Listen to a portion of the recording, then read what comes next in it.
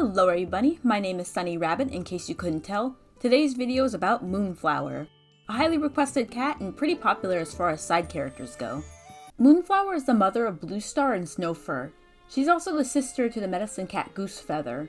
While Moonflower is mostly known for her appearance in the Super Edition Bluestar's Prophecy, I think we should take a look at the other books she has a major appearance in. Goosefeather's Curse is a novella taking place before Bluestar's Prophecy. Just a quick aside, sometimes in the novellas they have words that aren't used in the main series, like Goosekit is called Scamp, Daisy Toast says her kits need to be weaned, and in some novellas they say Poppet. When we first see Moonkit, she's trying to impress Stormpaw with some battle moves.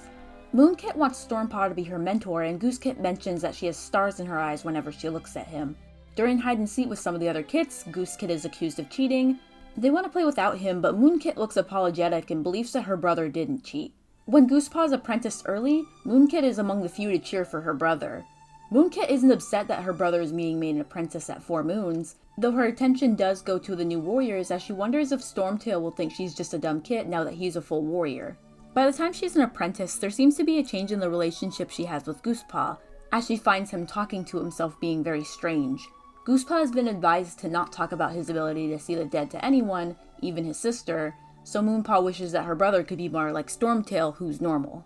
When Goosepaw is asked to be made a full medicine cat, Moonpaw verbally complains this time as she's only been training for 1 moon, so there's been a shift in her attitude now that they're on different paths.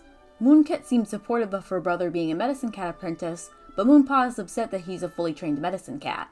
She's rather distant too when Goosefeather is being teased by the others, lowering her head and not looking at him when they make remarks about his early promotion. Moonpaw saves her brother from a badger, and she's upset that he was out by himself when he has no defensive skills. When Goosepaw tries to tell Moonpaw that Stormtail left him with the badger, she gets defensive and says that Goosepaw put all their lives in danger. It's weird that she's blaming Goosepaw for not knowing how to fight a badger when that's not really his fault, is it? If anything, Cloudberry should be at fault for not training her apprentice in fighting skills, while also sending him out on a herd-gathering patrol by himself. Goosefeather even asks if he can take another apprentice with him, which Cloudberry denies. Cloudberry acknowledges that Goosefeather is still technically an apprentice, so why is she sending him out into the forest all by himself? After a little training with Mapleshade, Goosefeather and Moonpaw talk.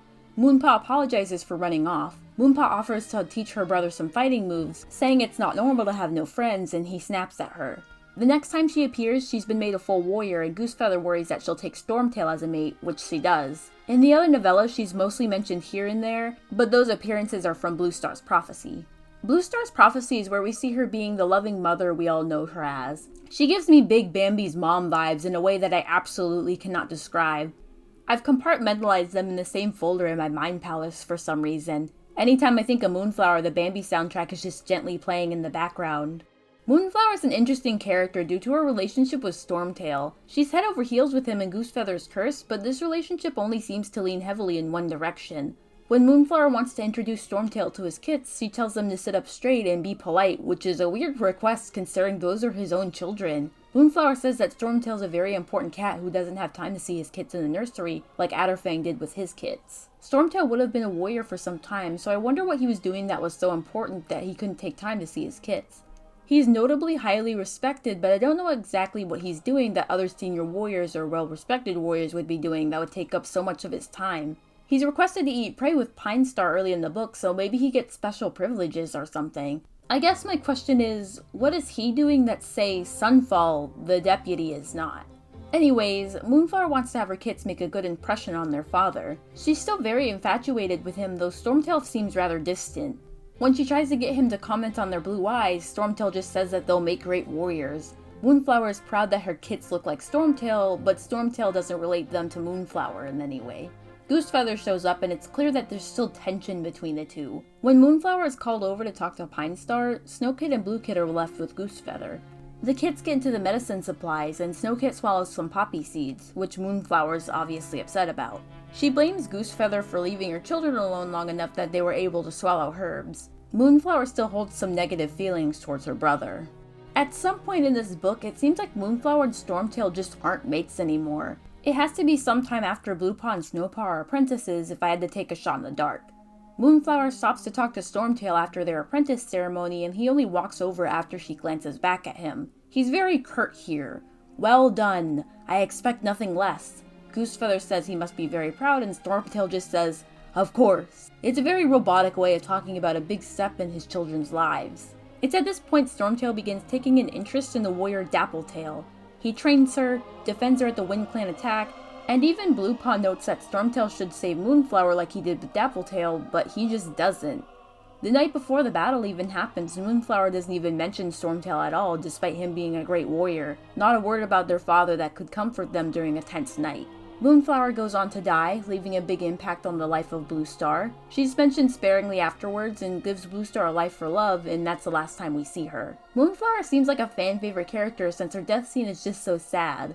Like Bambi's mom, music swelling in the back, our characters cry a single tear of sadness. It's heartbreaking. I mostly wanted to talk about her relationship progression with the cats in her life, since talking about her relationship with Bluestar is something that's so prominent in the fandom. I just don't think I would have anything insightful to add about it at this point in time.